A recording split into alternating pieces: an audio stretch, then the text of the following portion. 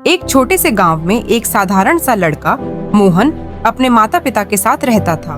मोहन बहुत ही मेहनती और ईमानदार था, लेकिन एक कमी थी। वह हमेशा समय को नजरअंदाज करता था। उसके पास एक ऐसा तरीका था जिसमें वह समय को बर्बाद करता। सोचता था कि उसे फिर कभी समय मिल जाएगा और वह सब कुछ ठीक कर लेगा। एक दिन गांव में एक ज्ञानी संत आए। गांव वाले उनकी बातें सुनने के लिए उत्सुक थे, क्योंकि उन्होंने जीवन के गहरे सत्य बताए थे। मोहन भी यह सुनने के लिए गया, क्योंकि उसे कभी कभी अपने जीवन के बारे में सोचने का समय मिलता था। संत ने एक सभा में कहा, समय किसी के पास रुकता नहीं है। वह न किसी का इंतजार करता है और न ही किसी के लिए रुकता है। सभा समाप्त होने के बाद मोहन ने संत से एक सवाल पूछा, मुझे कैसे समझ में आएगा कि समय कितना कीमती है?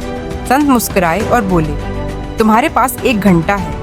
मैं तुम्हें एक चुनौती देता हूँ।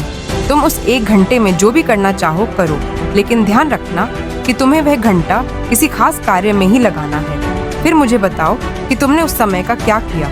मोहन को चुनौती स्वीकारने में खुशी हुई। वह अगले दिन संत के बताए अनुसार उस 1 घंटे में कुछ नया करना चाहता था। वह गांव में घूमने और दोस्तों के साथ खेलने चला गया। उस दौरान उसने अपने समय को बिना किसी उद्देश्य के सिर्फ मजे में बर्बाद किया।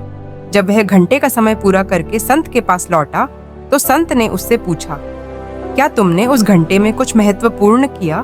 मोहन चुप रहा, क्योंकि वह जानता था कि उसने उस समय का सही उपयोग नहीं किया था।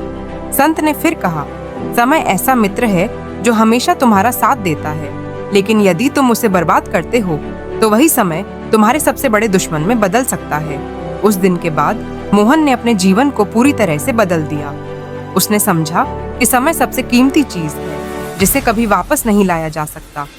उसने अपनी दिनचर्या को सही दिशा में मोड़ा और हर पल का सदुपयोग करना शुरू किया। मोहन अब गांव में एक प्रेरणा बन गया था। उसने अपने समय का सही उपयोग करते हुए न केवल अपने सपनों को पूरा किया, बल्कि अपने गांव के लोगों को भी समय की कीमत समझाया। उसकी मेहनत और समय के प्रति जागरूकता ने उसे सफलता की ऊंचाइयों तक पहुंचाया।